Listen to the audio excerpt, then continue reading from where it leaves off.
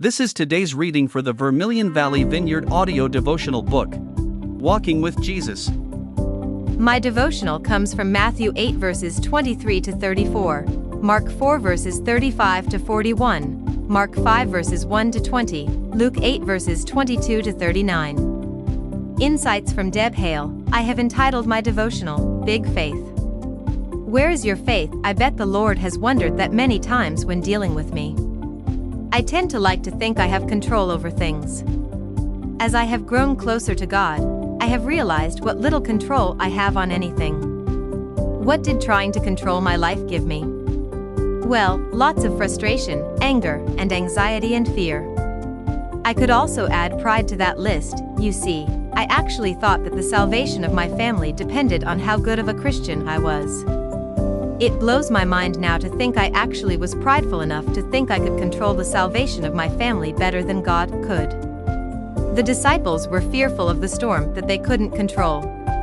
But they forgot about the fact that the Creator of the elements was right there with them. Where is your faith? I wonder how Jesus sounded when he said this. Did he say it with hurt and sadness? Didn't they witness greatness? Didn't they call him Master?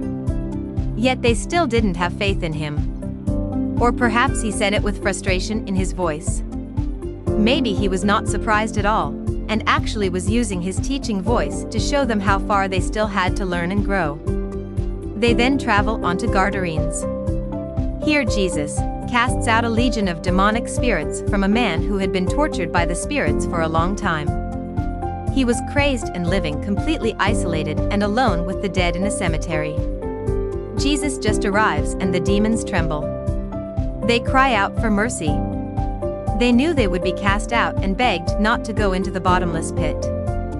Jesus effortlessly commands them to leave the man and drives them into pigs feeding in the area.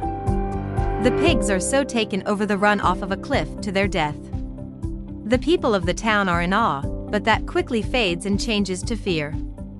They fear Jesus and his strength. They feared him so much they asked him to leave.